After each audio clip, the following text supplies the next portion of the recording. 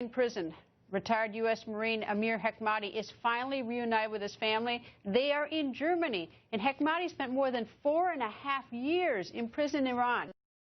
His fellow Marine and TV talk show host Montel never let up.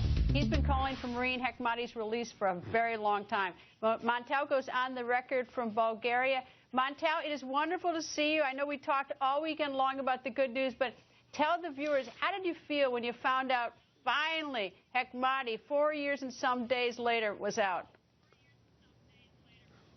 Well, you know, Saturday I was here. I arrived in Bulgaria, and I thought that he was already on an airplane. It was, Sunday. And when we got here, we found out that the plane had just taken off. So I was sitting on pins and needles, hoping that they would get out of the country.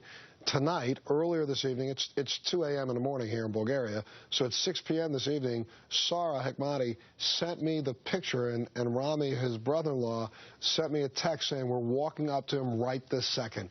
And I literally broke into tears in this restaurant here, because after now 2.5 years that I've been involved, I have not let up the thought of letting and hoping that he gets to see his father.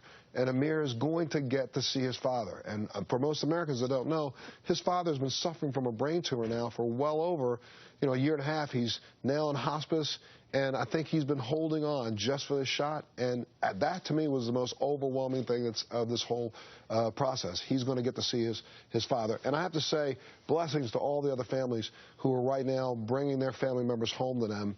It's terrible that it's taken this long, and it's terrible that it's taken all this effort to get something done that should have been done a long time ago, but they're coming home, and that's all that's important. Montel, you've been there working so hard on this, but, one other person who we got to give a shout-out for. So many politicians get dumped on all the time, and for probably some good reasons.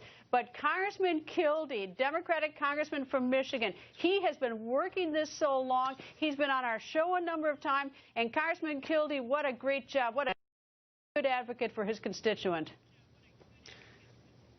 Absolutely, and let me make sure people understand. I do not take any credit whatsoever. I've just been a voice for a young man who didn't have a voice. A lot of hard work was being done. Sarah and Rami, his sister and brother, they have been ticheless. I mean, and what's been crazy about it, even 2 days ago, while we were texting each other in the air and trying to get a hold of each other,